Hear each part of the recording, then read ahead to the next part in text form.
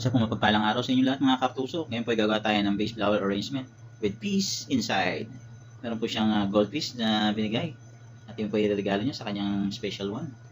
Yan po ang sa ibabaw natin ay bulaklak, sa ilalim ay isda. Yan po, at nagtusok na po tayo ng sinjana sa gilid at naglagay po tayo ng leather fern sa isang side. At yung pinagtangkayan po ng ating lilium ay tinusok po natin sa ibabaw, dalawa. Naglagay din po tayo ng lemonia sa kabilang side at accessoire o other dahon sa kabilang side. And nagtusok na po tayo sa ibabaw ng lilium ng mga tikom dahil wala po tayong mga lilium na open, kaya yun na po ang pinaka-design natin. Yung side po natin na yan ay pinuno natin ng lilium at sa gitna po ilalagay natin yung red roses. Naglalagay po tayo ng red roses sa gitna. 3 pieces po yung nilagay natin red roses at yung baby roses ay kakalat po natin sa kabilang side. Nalagay po natin ng design, i-design lang po natin siya nakalawit. Sa kabilang side din po sa baba ay nakalawit din. Bago po natin punuin yung ating gitna, semi-circle lang po yung gagawin natin sa loob. Naglagay din po tayo ng baby rose na white. Yan po ang request ng ating customer. Gusto po niya is mas marami yung pula kaysa sa puti, kaya isang tumpok na puti ay ilalagay natin, konti lang.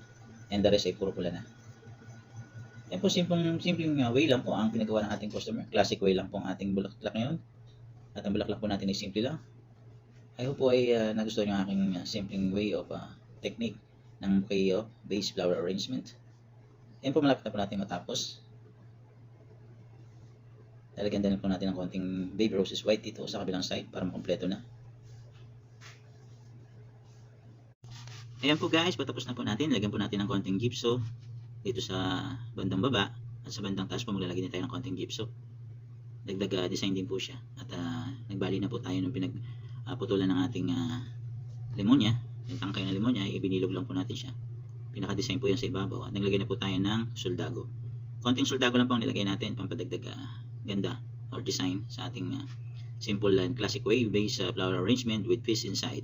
Ayan po guys, tapos na po natin ang base flower arrangement natin, classic way. 3 color, baby roses white, baby roses red, and lilium. Worth 70 SR lang po ang ating ginawa. I hope nagustuhan niyo po ang aking gawa. Pakilambing naman po, pakilike and share and follow na rin po ako. And comment more for more good and like work. Thank you very much. God bless you all.